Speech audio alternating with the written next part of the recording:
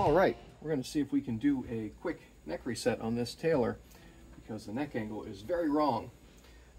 Basically, if you were to sight down the neck, here, let's show ya. If we were to sight down the neck, look at this, check this out. This lands where, let's zoom in a little bit, and here, tilt it on down like this, and you can see what I'm talking about. See, this should land up on there, but instead, it's there. Should be there, instead we're there. So, we're gonna reset the neck angle. All right, back up to where you were. And swing her out. There we go. Oh, man. Yeah, that's better. Don't want to see the light in the picture, right? Okay. So take the string tension off. Well, let's see where the truss rod's at first. Make sure there's not an issue with the truss rod. Because sometimes I know it does need adjustment. But that's not the whole problem. And where's my Taylor tool? Taylor tool. Just a 1/4" nut driver. Seems to turn easy enough. Man, that is bowed. It's better. Alright, just gonna make sure the truss rod actually functions. Okay, we're looking. I'm gonna leave it there and let it acclimate. I cranked it a good full turn, so alright. It may move past what I want it to. So let's take the tension off.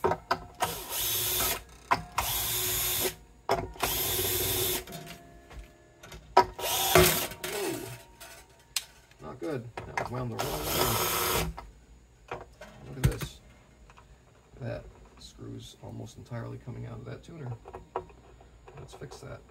That's not okay. Also not okay to wind those the wrong way.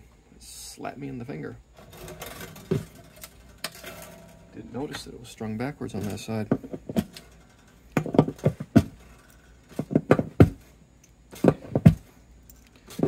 Strings are pretty dead, so we're going to be changing them. Come out. Let's see what's happening. All right.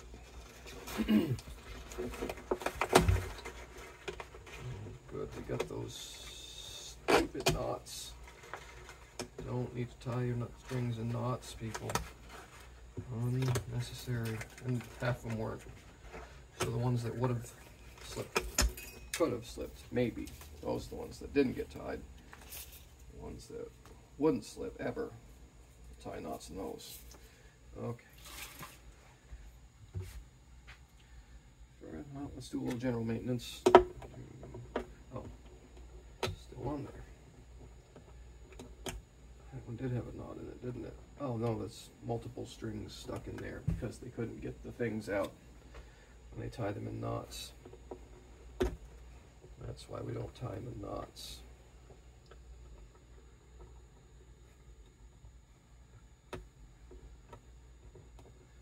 Don't need to. There we go. Oh, almost there it is. Okay.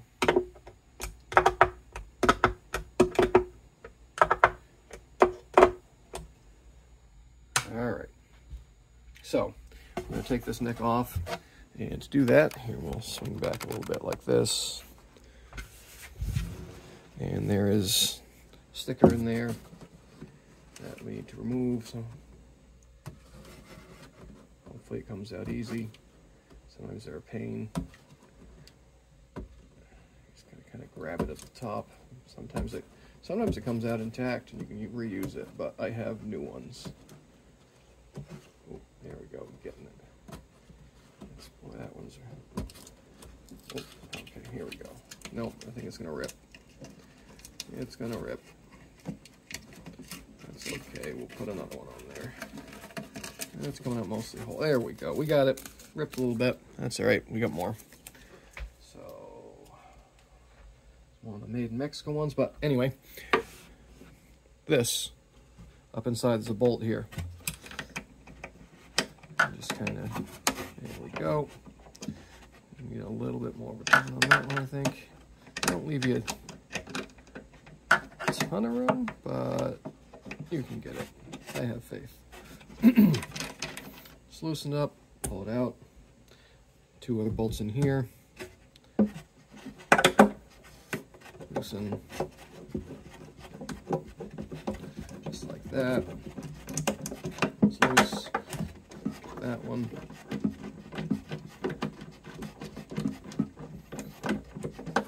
Okay. There's one and a washer. And another one in the washer. Put our parts over here so we don't lose them. And now, apart. All right, how this works. Look, it's number 100 for some reason. How this works is there are 2 shims here. Well, let's get that one out of there. Okay, there we go. So this one, it's odd to see negative numbers, so they probably didn't do it right. So we got -8, -2, and they're 6 increments apart. And as you change the increments, they basically make things go thicker or thinner this way. So which lets the net go that way. This one gets thinner, this one gets thicker as the numbers increase. So that was way off. We're gonna go up to, let's see, I'm gonna say we're gonna go 12. 12 on the heel, I think. Let's do that.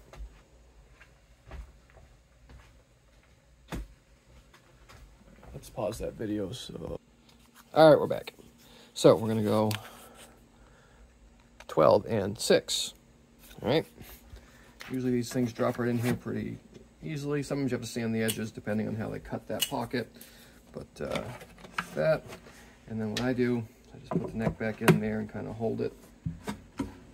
Here, let's swing out like this a little bit. So I just kind of hold it like that, and then I sight it, and actually that's not enough. We need to go more. So let's get some more shims. All right, pause. All right. Oh, that came apart. So get that out of there. Come on. Come on. And we're going to go with a 22 and a 16 in there. Let's see where that lands us. This thing was considerably off. All right, let's see.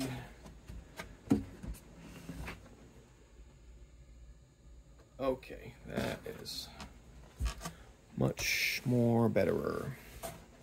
So the procedure for this, it's a little bit of a procedure, not bad. Here, don't fall.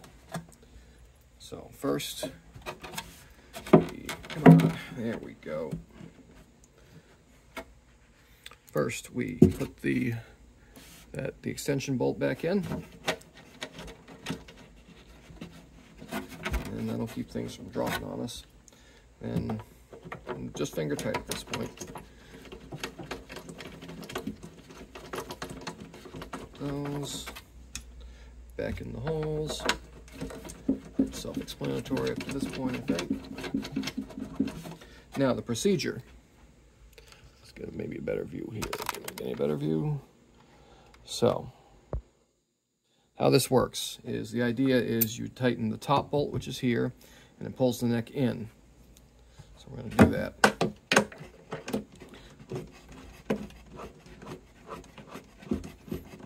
Okay, all right, and you don't need to over tighten it, just pretty tight, you know, German tech, wooden tight. So that pulls the neck this way. Then we tighten, because it's all the way this way, and we tighten the extension. Okay, following me? And just enough room to, you have a bump here, you have just enough room to like reset it. Or if you had fancy ratcheting ones, those would be handy. Again, don't need to over tighten it. Tighten that one. And now, hold on, we need another tool. One sec, pause. Magic. One of these things. Just a little woodworker's clamp. You don't have to, but this is what they recommend. And we're gonna do it how they recommend. Put this here, and just gentle, you don't need to crush it, just that much pressure, okay?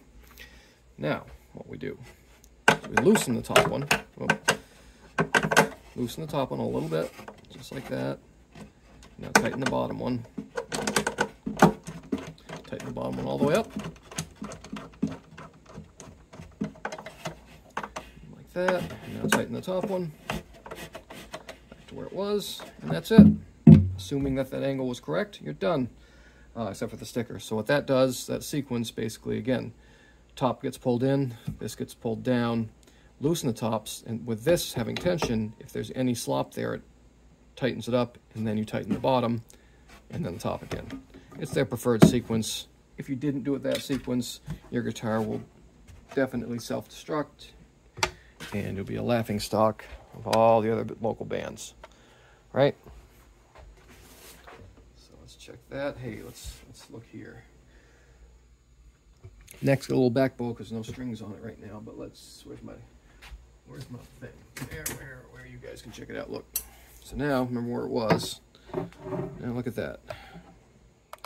Here, let me adjust the neck so it's not setting in the middle. So right now we're gonna put it flat with no string tension. Okay. Missed it. Too far. Back. That's pretty good. All right, watch. Check it out. So remember where it was. Right there. On the edge, look at that. See that? Look. See that? Used to fall off right there. Nailed it. Here, we'll get a little view. See that? That is just where you want to see that, right to the top of the wood. And then if you like you can put preference, sand the saddle down or whatever you may want, but that's where it wants to be. A genius design. All right, we need a sticker. So pause. All right, sticker is going to go. See, you can kind of see the bolts. Oh, let's see if we can get a good look at the bolts. You guys want to see what's going on in there? Maybe, kinda. It's difficult with this mount. No, well, trust me, there's bolts in there. All right, so hold on. Sticker, ready? Sticker, and check that out, huh? Special effects and everything. But this is it. Even says made in Mexico. All right, this can be the trickiest part. It's getting this sticker lined up here. This is what I do. So I take the guitar and I take the sticker and hold it like that, upside down. I take the guitar, my padded workbench, set it just like that. That way I can look down in and see. You guys can't really see, but I can see which way the sticker is supposed to line up. And not quite. There we go. Did I get it? Nope. How about now? Nope. Again, this can be the trickiest part, is getting that sticker. Ooh! Got it. Got it. Nailed it. And just kind of gently push it down. Don't poke your fingers through the area where it covers the screw heads or bolt heads. Oh, truss rod thing fell. There it is. So that's it for a Taylor neck reset. Pretty easy. Let's put our clamp away. Get these out of the way. All right, so next we're going to throw some strings on it, give it a setup, clean up. I may stop that video just for the neck reset side of it, but here, let's keep going. Here, I'm going to grab some strings, pause. All right, so we might have to end this video here. We don't have the strings over here in the shop. I'm going to have to run over and get them at the store. So by then there could be people. We're going to leave it on pause. Maybe we'll have strings. Ready? We're going to it'll be cool. You wait. It'll be really cool. Like crazy effects are happening here. Ready? And ready. Strings appear. Bam!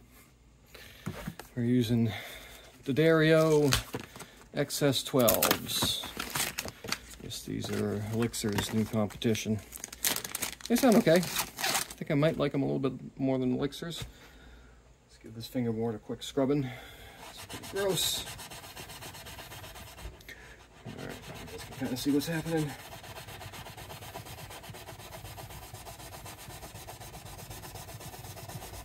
Some more boring parts of the video. I'll time lapse this.